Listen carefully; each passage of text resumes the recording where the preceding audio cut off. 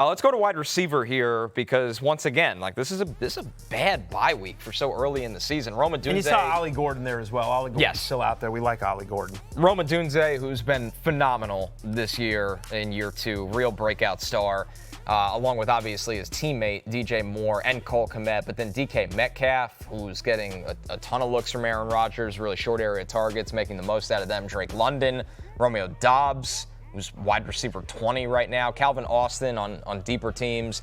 Tucker Kraft, Kyle Pitts, and Jonnu Smith. Yeah. Kyle Pitts is a top 10 tight end this year. Just when we were out. I know.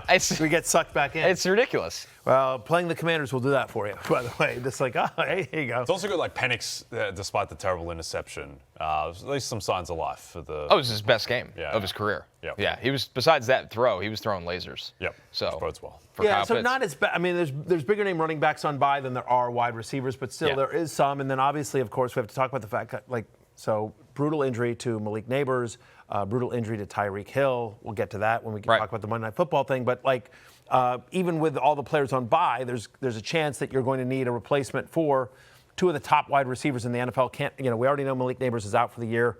Did not look great with Tyreek Hill. I suspect there's a chance he's done for the year, but certainly he's going to miss a significant amount of time. If you've been riding with Ricky Pearsall, he's going to be questionable for Thursday night. Remember, that's a short game. Juwan Jennings left the game early as well. So a lot of injuries to the wide receivers in terms that are typical starters in fantasy as well. Romeo Doubs, 60% available. They are on a bye, as we just said. But once again, if he's available in your league and you have the ability to add a roster spot here, Romeo Doubs should obviously be rostered, especially since out of the bye, they have the platter that is the Cincinnati Bengals defense right now. We talked about him yesterday. Jay and I did on a romantic date that you weren't there for, Connor. Yeah, you didn't have to third wheel it. But as I was looking lovingly into Jay's eyes, I discussed the fact that even though Doubs had the 3 touchdowns, right, he still didn't, he still only had a 22% target share, still didn't manage to get over 30 fantasy points in a game in which he got 3 touchdowns, but he does seem to be the most consistent guy when they get in close for Jordan Love. Again, they're on a bye this week as well, but he's had at least 1 end zone target in 3 of the 4 games so far this year. So Doubs, I think, again, there's going to be some variance there, but there is value to be had in Romeo Doubs. How about Elikayo Manor, who we bring up every single week, and he's still 69% available. This is a number 1 wide receiver on his team. I mean, yes, you're going to have some weeks like we just had where Tennessee just can't get anything going because they are a struggling team with a young quarterback. But, Jay, at the end of the day, the targets don't ever change. The target share is high, and he gets red zone looks. Yeah, it's been a tough schedule as well, having to play the Broncos in week 1 and their defense, Texans week 4, 2. It's going to get easier coming up at the Cardinals, that decimated secondary that you mentioned, Vegas, New England, Colts. So it'll get better. And the main thing with Elikayo Manor, it's not so much even about him, it's the fact that Calvin Ridley is not getting better at all. So he is the clear number 1 guy. This offense, they just can't get any worse. Cam Ward is young. They're going to get better as the season goes on, and Elikayo Manor will be the biggest beneficiary in the pass game. 60% of the Titans' end zone targets, to the extent that they have any. But, but seriously, they don't get in close that often, but when they do, they are looking for Io Manor. I was going to say, well. Have they had 5 and he's got 3 of them? It feels like entirely possible, right? But Ridley's banged up. Ridley played only 54% of the snaps.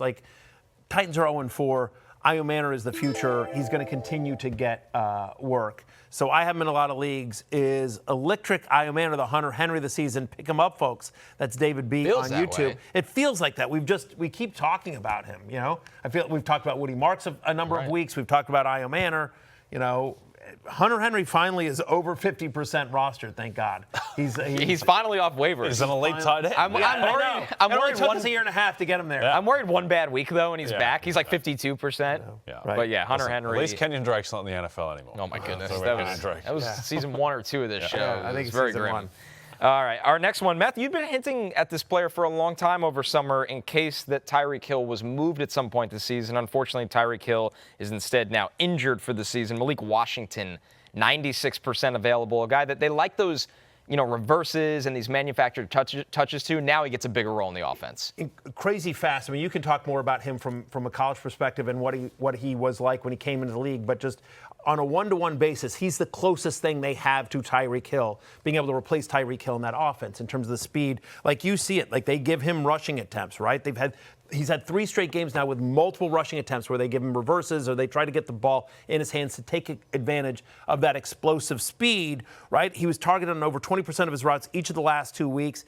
His 8.1 yards after catch per reception is 3rd best among wide receivers. Like, if they can get the ball in his hands in space, he is off to the races. Obviously, that's what McDaniel's offense likes to do. And so he's competed with Nick Westbrook-Akine, fantasy football legend Nick Westbrook-Akine, but I do believe Malik Washington, who has continued to carve out sort of a 3rd wide receiver role for himself, I think he's the biggest beneficiary. We never want to root for anyone's injuries, and we wish Tyreek well, friend of the podcast, Tyreek Hill, but still, it feels like Malik Washington, his role is only going to increase, and we like the talent. Yeah, and also the Dolphins' offense the past 2 weeks has looked much more what we hoped it would look like. Like Mike McDaniel, it feels like he's been a bit more in his bag, and and Tua has looked a little bit better. Wasn't amazing, but they at least are able to score. I mean, the top 20 points the past couple of weeks, it's looking up there. Tyreek out is obviously a huge blow, but they should still be able to manufacture touches, and there's still talent on this offense too.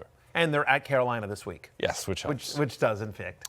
Hey, it's Matthew Berry from NBCSports.com and RotoWorld.com, and I want to thank you so much for watching whatever it is you just watched, or if nothing else, being too lazy to click out of the autoplay after this video started, after whatever it is you actually wanted to watch finished. But now that you're here, I'd like to take a moment here to ask you respectfully now, okay? I'm asking you respectfully to subscribe to the NFL on NBC YouTube channel. You'll get the latest RotoWorld fantasy news headlines, all sorts of great shows, including my own Fantasy Football Happy Hour. So go subscribe now. Again, I'm asking respectfully.